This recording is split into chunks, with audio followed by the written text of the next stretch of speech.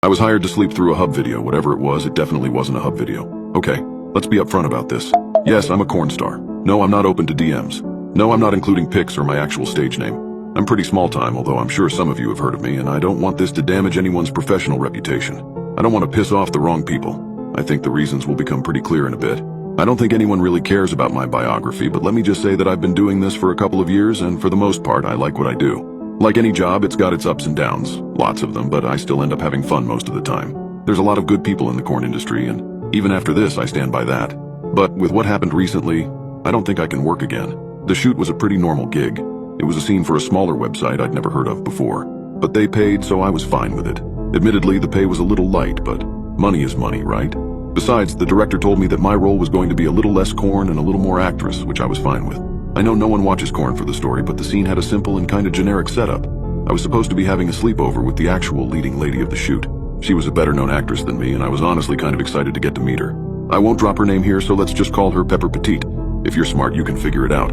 My dad would be played by a dude named Kevin Koch. I'm sure by now you know where this is going. Kevin would come in, flirt with Pepper, and they'd fuck in the bed while I pretended to sleep soundly. Not exactly standard, but I was just happy for the easy money.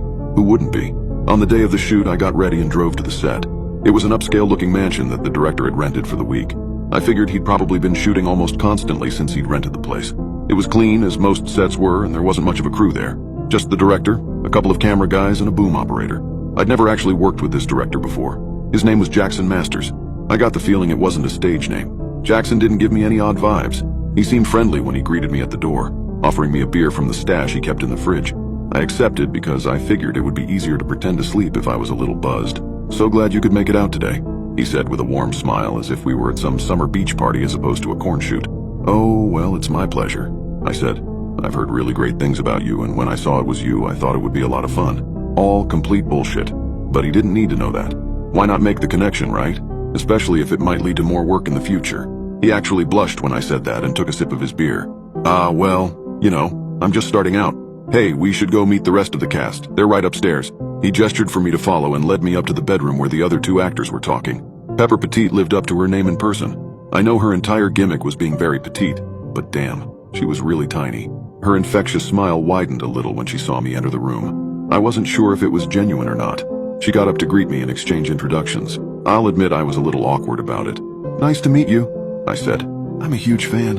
What a great way to ruin an introduction. Good job, me. Pepper didn't seem offended, though. She just laughed and tossed her golden hair back. "Really? I'm so glad. I saw some of your work too, you know. You're really great. I'm glad you get to join us today." Her smile widened. "Maybe we can do another scene together sometime?" I was a little disappointed when I heard it was just me. My heart fluttered. Pepper was attractive, but that wasn't what got to me. It was the idea of working with someone I truly admired. Now that was something interesting. "By the way, let me introduce you to Kevin," Pepper said, taking my hand gently. She led me towards the man in question. Kevin Koch was just about what I expected. I don't think I even need to describe him. He looked like someone who'd call himself Kevin Koch. 30s, tanned, lean, and with the general short-cropped male haircut. I had a feeling I'd forget he even existed when I left that house. Pepper and I did a few run-throughs of our scenes together, although none of it went really well. I was kinda impressed by her as an actress. Obviously, she wasn't quite in Hollywood league, but she seemed so full of energy. "I've really been looking forward to this all week," she said. "We're going to have so much fun together." She didn't even look at the script. Not that there was much of a script. A finger brushed against her lips. She sucked on it seductively. "Will your dad be home?" "I think he'll be in his office, so he won't bother us too much," I replied. My lines felt stilted. At least we weren't filming. "Oh." Pepper sounded genuinely disappointed. She put on an exaggerated pout. "Well, hopefully he'll at least come to say goodnight to us." God, that writing was cringeworthy. Not even Pepper could have saved it. We did a few more run-throughs before Jackson actually started filming. He only did a few takes.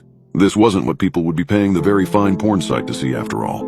The next shot was to be us getting into bed and going to sleep. My time to shine. Pepper went to get a bottle of water before the actual fun began, while I had another beer. "Quick note before we start," Jackson said, going up to me. I was halfway through my bottle. "We're going to be moving the camera around a lot. I just want to make sure I'm reminding you, no matter what, don't open your eyes. You've got to sleep through the entire shoot." I nodded. "Yeah, sure thing," I said. Jackson's smile faded. "No matter what, don't open your eyes," he repeated. "Promise?" I nodded. "I promise. I'll keep my eyes closed until you tell me to open them." He seemed satisfied with that and let me finish my beer in peace. Pepper came back with her bottle of water and finished it off halfway before leaving it on a table out of the shot. I put my beer beside it. "Ready to get paid?" I teased her. Pepper giggled. "Always." "We're going live," Jackson said, and Pepper and I got into our positions. Jackson counted down and the scene began. Pepper and I both climbed into bed. I pulled the duvet over me. I could feel her tiny body beside me, almost dwarfed by me. "Good night, Pepper," I said. "Good night," she replied, chipper as always. Although the lights were still on, we both mimed sleep. I kept my eyes closed tight but listened intently, knowing what was about to come. I heard Kevin's footsteps outside the bed and listened as he sat down on it. I felt his weight on Pepper's side of the bed. "Mr. Smith, what are you doing?" Pepper asked with flirtatious indignancy. "It's all right, I just wanted to say goodnight." Kevin crooned. "After all, when my little girl brings my favorite one of her friends over, I've got to say hi, right?" "Oh, Mr. Smith," Pepper giggled. "You're so nice." "Yeah? You want to be nice to me, baby?" "Oh, yes, Mr. Smith." And that was when the kissing started. I lay there listening as the two made out and let my mind wander. This bed was awfully comfortable. I liked the duvet too. It was really warm. I might actually have dozed off. I heard the shuffling of Kevin's belt buckle and the wet sounds of work being done. It was all things I'd heard before, nothing special.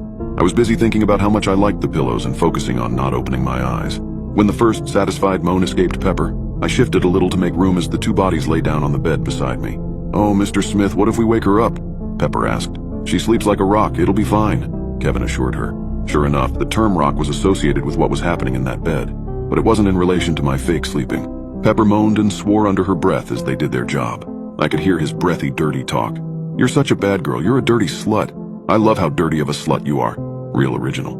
For fun, I took everything I heard as out of context as possible and made up silly scenarios in my head as I feigned sleep. Everything seemed to be going according to plan, and I'd likely be done in about 45 minutes or so. Then I heard the first cry of pain. "Ouch!" It was from Kevin, surprisingly. "Not so hard." Pepper giggled. "Sorry." I could hear her smile in her voice. Kevin cried out again. "Ow! No! What are you— No!